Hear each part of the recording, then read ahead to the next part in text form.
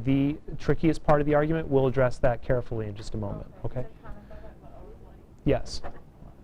Let's talk about the psychology of these men, the psychology of Socrates, and the psychology of Euthyphro.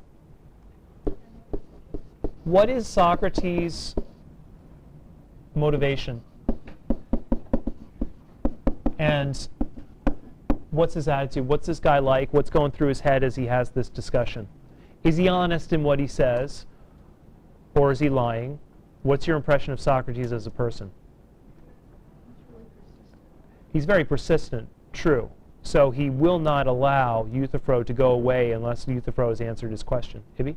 I thought he was kind of tricky in a way. How so? He was like, when you ask a whole bunch of questions in order to get the person to think Yes. your way, Yes. He was trying to lead, I don't know. Do you believe that he was intentionally leading and manipulating Euthyphro's argument, or that he was being honest and very passive about the whole thing? I think he was being manipulative. Okay, excellent. So here's one interpretation, right? Socrates is a manipulator. Socrates, when he states to Euthyphro, Euthyphro, you know so much, teach me your wisdom, is actually being sarcastic, or at the very least, not totally true, right?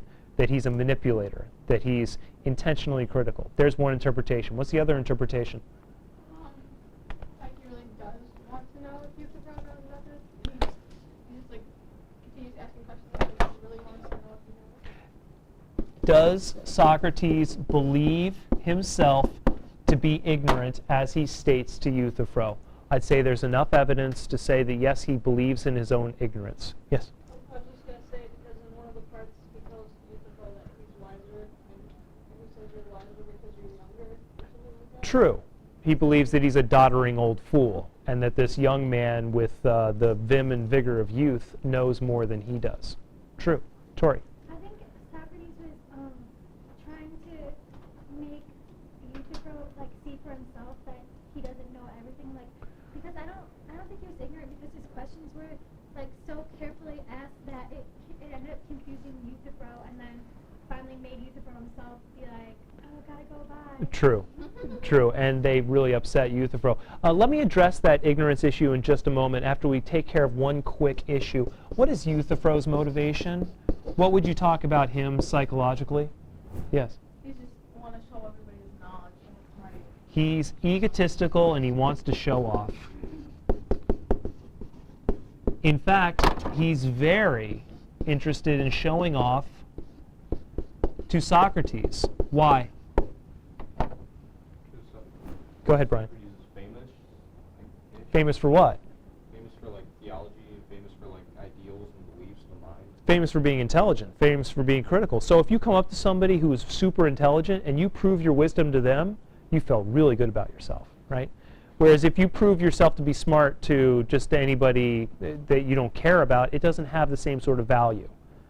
But if somebody who you esteem as being brilliant sees you as brilliant, that makes you feel really good. And Euthyphro's looking for it. Euthyphro's looking to demonstrate his intelligence in front of Socrates. Yes, Olivia. Does Socrates, like, I don't know if you know this or not, but does Socrates like already knows the answer before he asks the question? I would say not. Otherwise, he would have injected that into the discussion somewhere. Now, let's go back to the oracle at Delphi. Did I tell the story of the oracle and Socrates?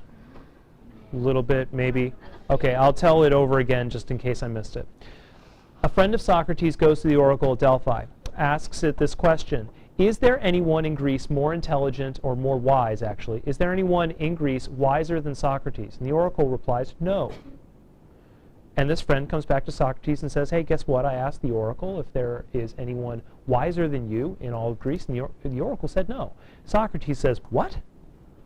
That can't be right. I'm an idiot. I'm a moron. I know nothing. How could I be the wisest person in all of Greece? I'm surrounded by wise men constantly. So he decides, I've got to go. Apparently they're not wise. I've got to go figure this out.